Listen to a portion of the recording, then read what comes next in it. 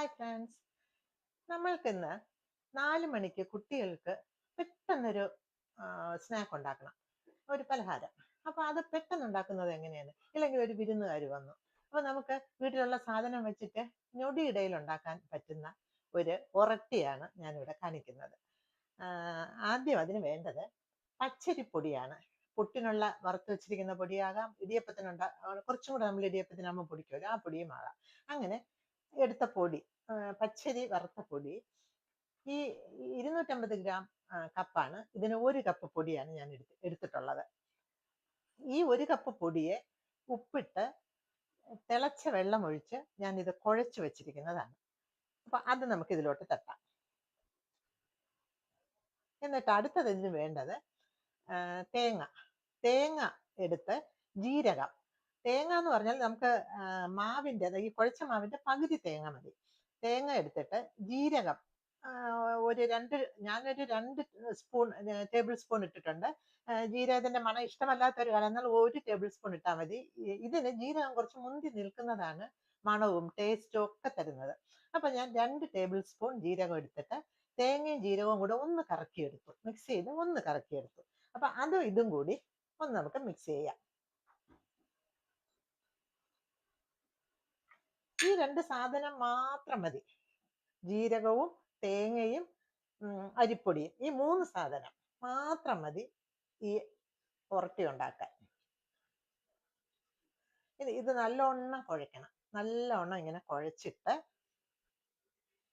അങ്ങനെ നമ്മളുടെ മാവെല്ലാം ഞാൻ നന്നായിട്ട് കുഴച്ചിട്ടുണ്ട്. കുഴച്ച് ഉപ്പെല്ലാം നോക്കി, ഉപ്പ് കറക്റ്റാണ്. എന്നിട്ട് അതിനെ ഇങ്ങനെ ഉരുട്ടിയിട്ട് പരിപ്പ് വടയുടെ ഒരു ഷേപ്പ്, ആ ഷേപ്പിലാണ് ഈ ഉരുട്ടി ഉണ്ടാക്കുന്നത്. ഇതുപോലെ ബോളാക്കിയിട്ട് പരിപ്പ് വടയുടെ ഷേപ്പ് ഒന്ന് പ്രസ് ചെയ്ത് കൊടുത്താൽ മതി. അപ്പൊ പരിപ്പ് വടയുടെ ഷേപ്പ് ആയല്ലോ. ഇങ്ങനെ ഒന്ന് പ്രസ് ചെയ്ത് കൊടുത്താൽ ഇത്രയേ ഉള്ളൂ, അതിന്റെ രൂപം ഇതാണ്. എന്നിട്ട് എണ്ണ നല്ല ചൂടായിട്ടുണ്ടെന്ന് തോന്നുന്നു. നല്ല ചൂടായിട്ടുണ്ട്. ഞാൻ കുറച്ച് സമയം ആയി വെച്ചിട്ട്, കുറച്ചും കൂടെ ഒന്ന് ചൂടാകട്ടെ. ചൂടായാലേ നല്ല മൊരിഞ്ഞ് വരത്തുള്ളൂ.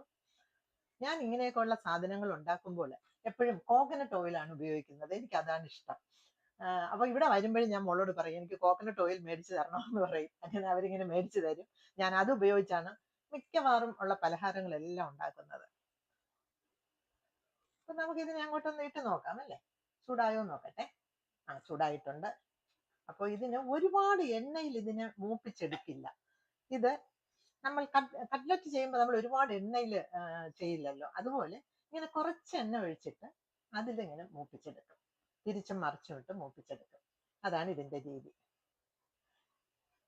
ഇത് വളരെ പെട്ടെന്ന് നമുക്ക് ഉണ്ടാക്കാം, സമയമേ വേണ്ട. നിങ്ങൾക്ക് ഇപ്പൊ തന്നെ മനസ്സിലായല്ലോ എത്ര പെട്ടെന്നാണ് ഞാൻ ഉണ്ടാക്കിയത് അല്ലേ?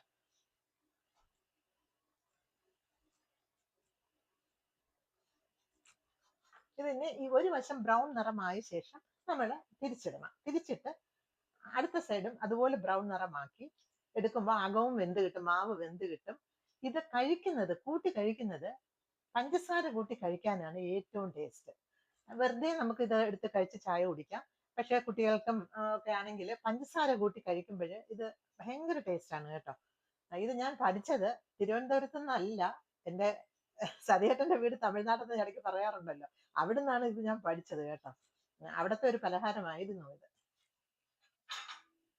അങ്ങനെ നമ്മുടെ ഉറട്ടി ഫൈനൽ സ്റ്റേജ് ആയിട്ടുണ്ട്.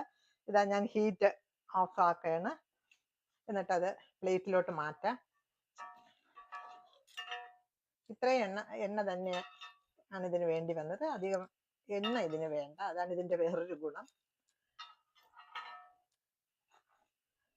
മുഴുവനും ഇങ്ങനെ ഒരു പാത്രമാവുമ്പോൾ നമുക്ക് അങ്ങനെ എല്ലാം കൂടി ഒരുമിച്ച് ചെയ്തെടുക്കാം. അതാണ് ഞാൻ ഇങ്ങനെ ഒരു പാത്രം സെലക്ട് ചെയ്തത്.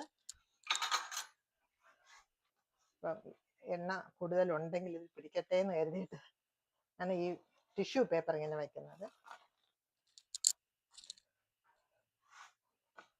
പിടിച്ചിട്ടുണ്ട്, എണ്ണയെല്ലാം മാറിയിട്ടുണ്ട്. ഇതിന് കൂട്ടി കഴിക്കാൻ പഞ്ചസാരയാണ് വേണ്ടത്. അപ്പോൾ നമ്മളുടെ ഉറട്ടി നല്ലതായിട്ടുണ്ട്. കണ്ടപ്പോൾ തന്നെ അറിയാലേ, നല്ല അടിപൊളിയായിട്ടുണ്ട്. നിങ്ങൾ എല്ലാവരും ഇത് ട്രൈ ചെയ്ത് നോക്കണം. ഈസിയുമാണ്, പെട്ടെന്ന് നമുക്ക് ഇത് ചെയ്തെടുക്കാം. ബൈ.